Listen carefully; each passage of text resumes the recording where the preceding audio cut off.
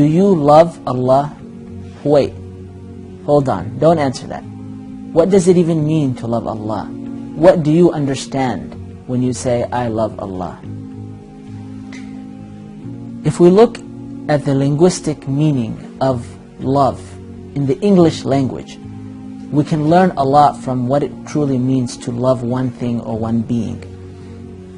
Love can be translated in Webster's dictionary as to have a passionate affection, profound tenderness, strong liking, complete contentment, absolute reliance between someone or something.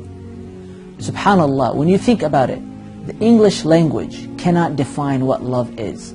So how is it that we are so ready to say we love Allah? A great man like Abu Bakr radiallahu anh, Umar al-Khattab radiallahu anh, Uthman ibn Affan radiallahu anh, and Ali ibn Abi Talib radiallahu anh, all these great men, these people had the love with Allah subhanahu wa ta'ala. How is it so that Abu Bakr, as the Amir, as the head of a state, Amirul Mu'mineen, my dear brothers and sisters, how is it that he would travel every day?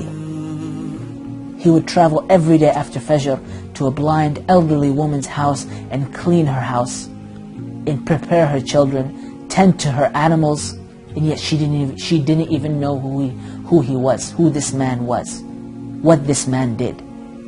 All she knew was that a man came and provided for her. How is it, if not for the love of Allah subhanahu wa ta'ala, what else did Abu Bakr do it for? Did he do it for money? He was one of the richest. Did he do it for status, prestige? He was Amirul Mu'mineen, the head of a state. So my dear brothers and sisters, such was the love that Abu Bakr radiallahu anh had for Allah subhanahu wa ta'ala. What about Umar al-Khattab radiallahu anh? What about him? He was on his way to kill the Prophet ﷺ, and instead he accepted Islam, and his love for Allah Azza wa Jal and his deen was so great that while all the other Muslims were hiding their Islam, he was ready to proclaim his Islam. He was ready to tell everyone about this new ni'mah, this new rahmah that Allah Azza wa Jal bestowed upon him. Such was the love that he had with Allah Azza wa Jal. What about Uthman ibn Affan radiallahu anhu wa ardah? What about him when he was asked to give? When he gave from the best of what we had. Imagine, when we give things that we don't use. We give second-hand items. We give the extra money that we don't need. So on and so forth.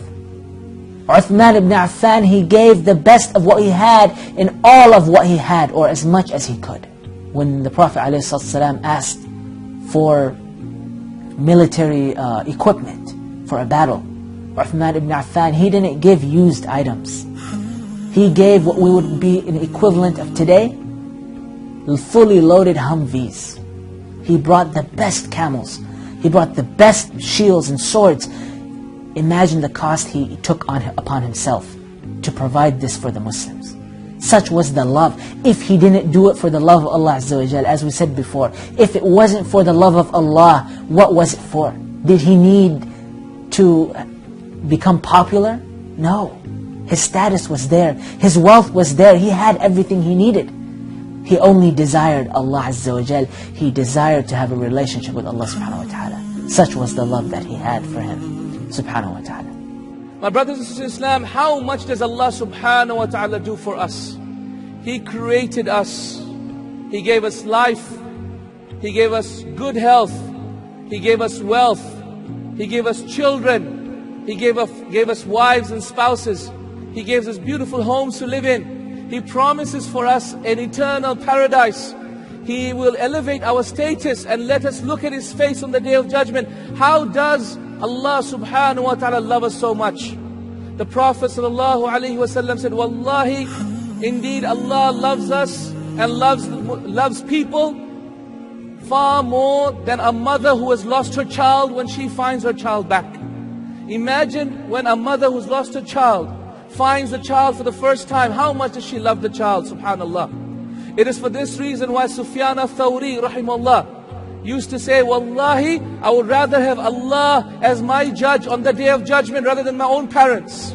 Why? Because I know Allah loves me more than my own parents. Allahu Akbar.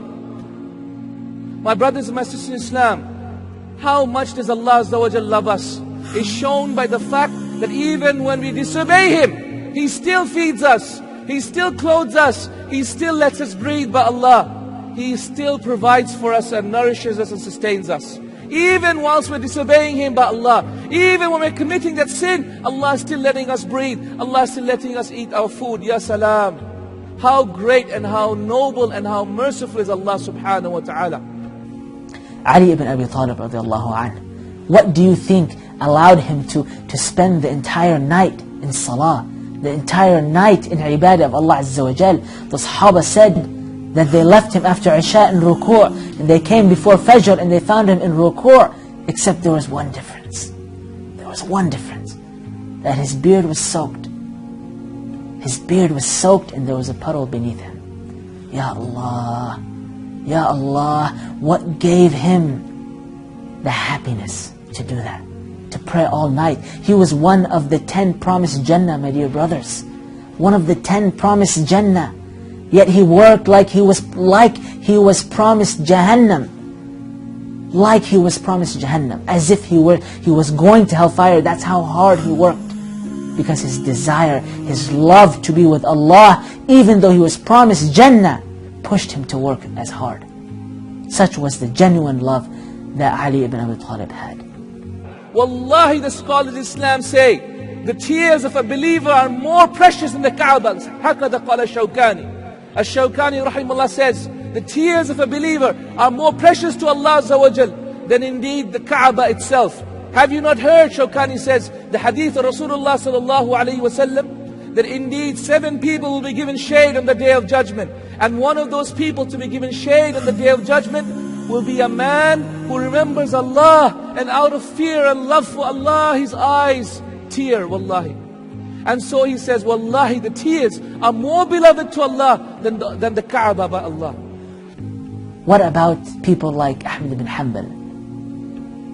Ahmad ibn Hanbal, the love he had, Ya Allah, is just humbling. This is a man. We can claim those were Sahaba. This is a man, a knowledgeable man, like you and me.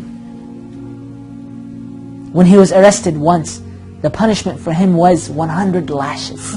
100 lashes on the great Imam, rahimahullah. So when they executed this punishment, it was executed in public, and the people saw it, and his students saw it. So the executor, he began to whip. 100 lashes. And in between those lashes, he passed out.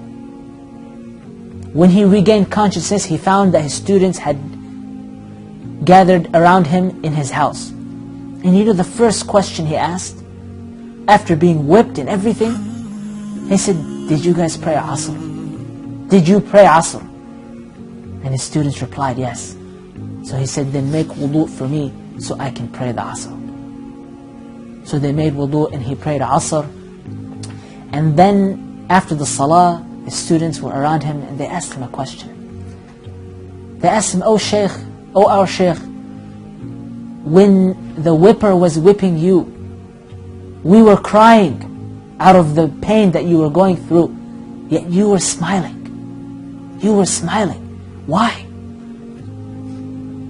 So the Imam, rahimahullah, he said, you guys were looking at the hand of the whipper. He said, but I was looking at the hand of Allah subhanahu wa ta'ala. Ya Allah, if it wasn't for the love that he had for Allah Azza wa Jal, how else would he think the way he thought in his punishment? Put yourselves in the shoes of these great men, in these situations, and then ask yourself, would you have reacted the same? Would you have done the same? Would you have thought the same?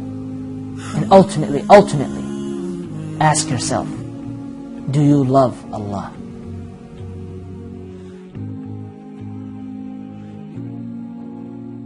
أعوذ بالله من الشيطان الرجيم قل إن كنتم تحبون الله فاتبعوني فاتبعوني يحببكم الله ويغفر لكم ذنوبكم والله غفور رحيم.